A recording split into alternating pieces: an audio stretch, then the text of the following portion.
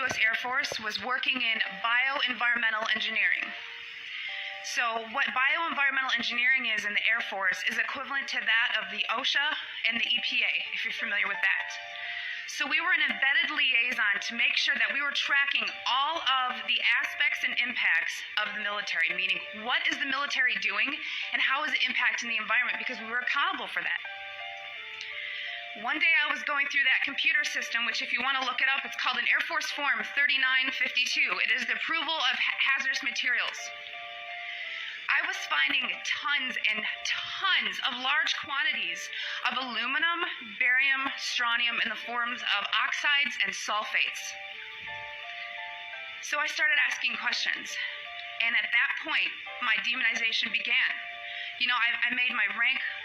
I was decorated. I was a non-commissioned officer of the quarter. I won lots of awards. I had no reason for anyone to attempt to demonize me. So then I get moved over to the other Air Logistics Center. There's only two in the Air Force, which is in Warner Robins, Georgia. This kind of carried with me, and I thought, you know what? Should I revisit this? Is it worth it? Did I hit something? Maybe it's need to know. I started finding the same things at Robins Air Force Base.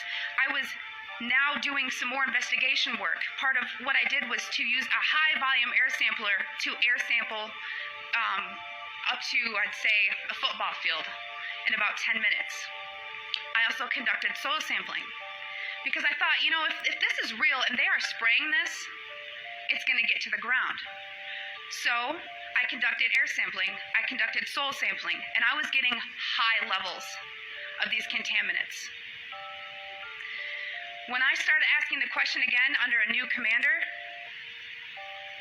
I never in my life thought I would have somebody look me in the face and tell me, I am questioning you. Is there something wrong with you? You've been looking really depressed lately. You know I can put you under a mental evaluation for up to 120 days. Who would take care of your daughter? Because I was divorced at the time. As soon as I heard that, I knew. It validated everything I ever thought.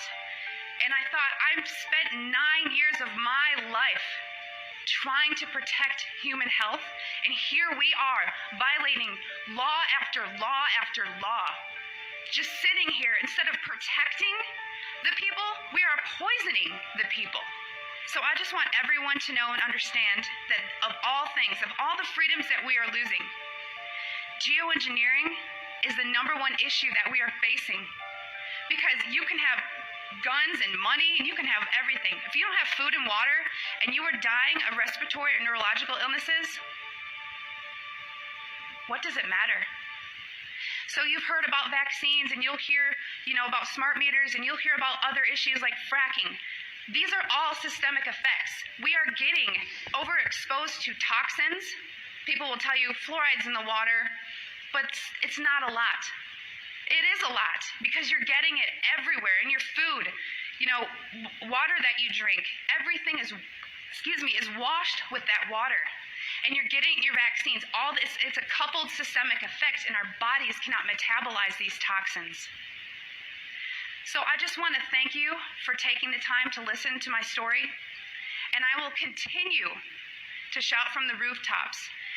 I don't care how many jobs I lose. I don't care how many friends or family I lose, because I took an oath. And in 9 years, I was not able to honor that oath, but I am today.